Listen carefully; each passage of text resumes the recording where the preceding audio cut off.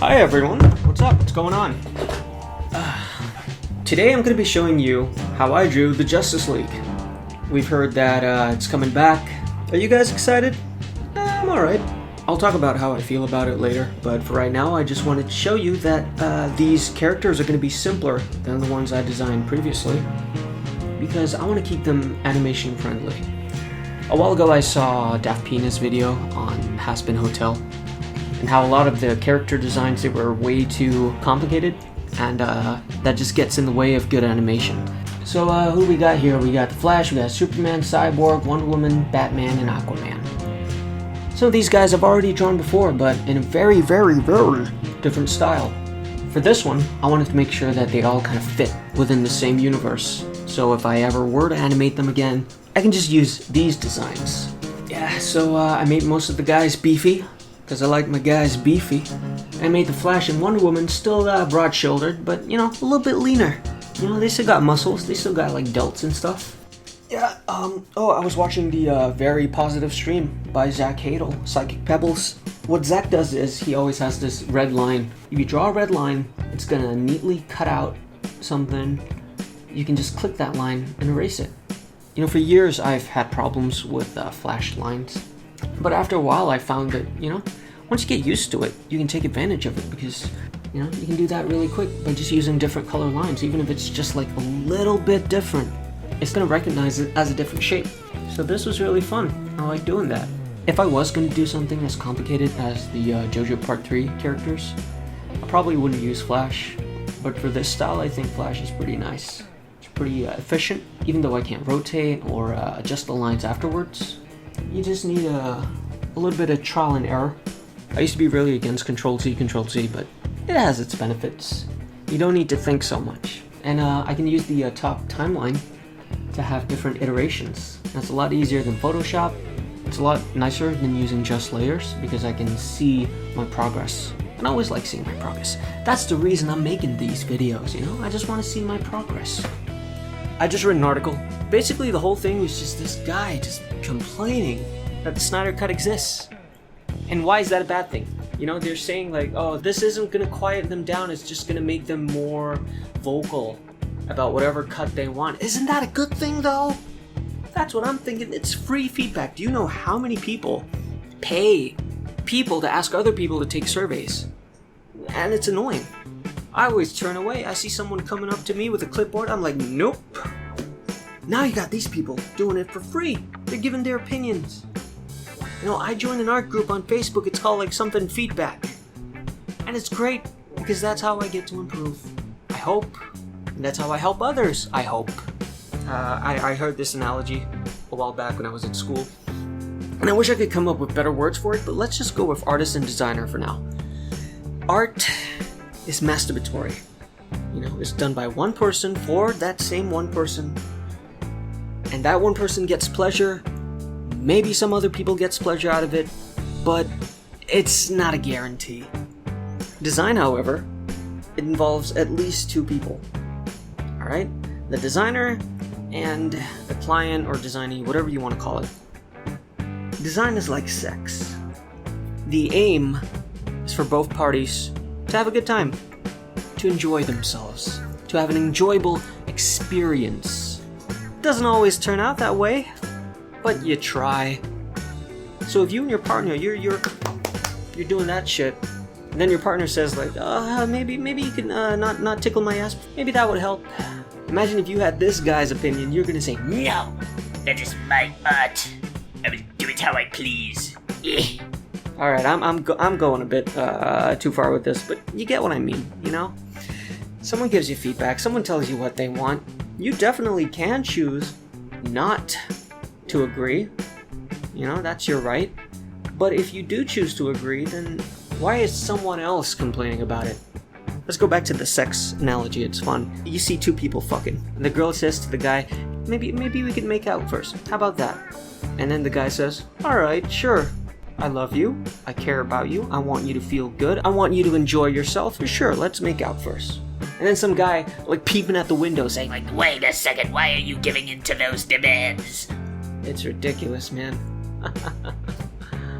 Oh my god. And you know, one argument saying that, oh, you know, this is gonna set a precedent. Every fucking movie is gonna have a bunch of nerds screaming about a different cut on it. I was like, that's not entirely a bad thing. You ever watch Detroit Become Human? It's pretty cool. And you know what the cool thing about it is? There's so many options. It's like, yeah, it would get tiresome after a while, but it's not like it's happening to every movie. It's just this one. I tried watching it again, and I had to stop halfway. I was just like, yeah, this isn't doing anything for me. I watched it because of the novelty of seeing all these heroes together, but it's like I'm watching two shows at the same time with completely different tones. It's just weird because I remember Heroes on NBC. They used to do that. They used to have like different segments of the show, and every segment felt like a different show. Like you got your teen drama, you got your cop drama, you got your emo guy with his brother drama. You know, they made it work, but with Justice League, it's like one scene they'd all be serious, and then one scene they'd be jokey, and then it was enjoyable, but it wasn't really that great. Yeah. So they're gonna make another one, which I'm actually not really looking forward to, because I read some, I don't know how true they are, but I read some spoilers of where Zack Snyder wanted to take this. I did like what they ended up making Batman in the film, because like really, when you're standing next to the Flash and Wonder Woman and fucking Superman, or even Cyborg, what the fuck is Batman gonna do? You know, when you got parademons flying in the air at 100 miles an hour, what the fuck is Batman gonna do with this grappling gun? Doesn't make sense. Unless you make him like Brave and the Bold Batman, he's basically Iron Man, you know? Then you could have, you need a cartoonish Batman to fight side by side with the Justice League. You need that Batman. You're not gonna have Christian Bale Batman. I like Christian Bale Batman, but he's not gonna stand a chance. His Bane wasn't even roided up, it was just a guy who talked like this. You're not gonna Do anything, baby. Well, let's see how it goes. I'm torn as to how I feel about Zack Snyder. I like 300. I like Watchmen. I didn't watch the chick movie he did. Sucker Punch. I didn't watch that. I liked Man of Steel. I really did. That's why I made a parody. But I genuinely did like that movie. I always thought Superman was boring because he was just too powerful, but that movie made me think, or that movie made me realize that Superman isn't Superman because he could crush you with one finger. He's Superman because he doesn't. And it also made his powers seem like more of a curse. Because, you know, the X-ray vision is just going off at inappropriate times. And then the super hearing is just giving him migraines as a kid. It's like, oh man, I would not want to be Superman. You know, I feel bad for him. He's like really, really fucked up if you think about it. But despite all that, he still tries. And we saw him fuck up with the town. It was his first day. I give him a break. Batman v Superman, yeah, that was stupid. The actual Batman vs Superman part of it was fun and awesome. But that part was only like 5 minutes. I haven't watched it since. I'm not bothered to. But that part was way too short. A lot of criticism for Man of Steel was that the fight sequences went on for too long. But as a dude, as a regular dude, I fucking loved it. It was awesome. My favorite part was when he punches Zod, and it was like a close-up. And then after he punches him, it's like a very, very far wide shot, and then he just zooms in like half a second, and then it's back to a close-up again. And then he punches him, and then it's back to a wide shot again. I've never seen that shit on the big screen before. It was awesome. I didn't really watch a lot of superhero shows growing up, so I don't know. Maybe there was a scene like that, and it was better done, but seeing this for the first time, I was just mind blown. And I have Zack Snyder to thank for that. So, I don't know, man.